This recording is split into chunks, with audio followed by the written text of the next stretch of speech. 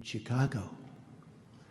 I said the other day, what the hell is going on? Was charged with having illicit images of him with a child. But the problem is that allegedly when she went to court, she lied and told a grand jury that it wasn't her on the tape getting peed on. And now she's back. And this entire time, her identity was kept a secret. And now she's back and telling the full story about what happened, why she did it, and exactly how deep the rabbit hole goes, and exactly how R.Kelly allegedly brainwashed her. Now, this story is wild, and it's crazy that it's coming back in 2026. So we're going to take a deep dive and see exactly what she says in this groundbreaking interview that just dropped, where she explains it all and gives you more information than you've ever heard on exactly what happened. And it's wild. In 2001, there was a sex tape that was leaked showing a 14-year-old girl.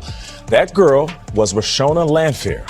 She was known as Jane Doe during one of Kelly's trials. Now, 41, Landfair spoke with Jerika Duncan in her first television interview about her new book called Who's Watching Shorty? How does it feel to not be Jane Doe anymore? It feels very rewarding.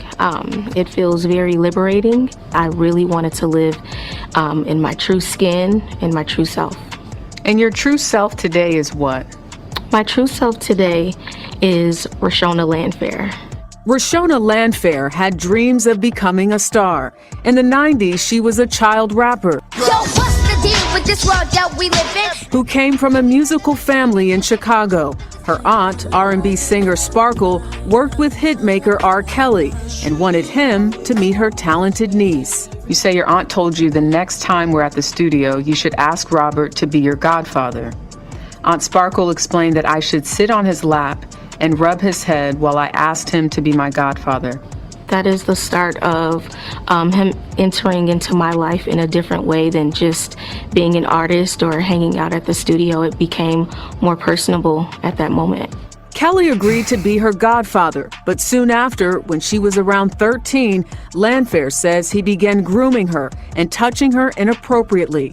At one point, her Aunt Sparkle suspected something wasn't right and called social services. Why don't you think anyone believed your Aunt Sparkle when she first raised a red flag about a possible inappropriate relationship?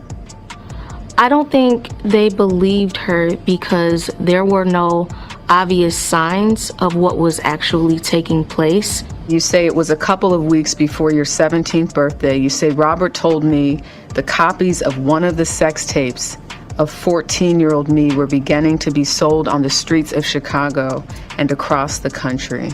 I was empty. I was very hollow inside. I was very confused. According to Landfair, after the 2001 leaked tape, Kelly told her parents that he was in love with their daughter. It was very complicated. My dad wanted to make the right decision, and he was not okay with anything that took place.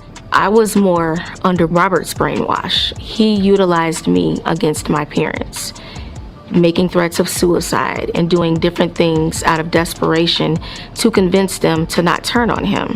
In 2008, roughly 6 years after being charged with child pornography, Kelly was acquitted. Landfair would later say she lied to a grand jury when she testified that the young girl on the sex tape was not her. Why not tell the truth when there was finally a trial after 6 years?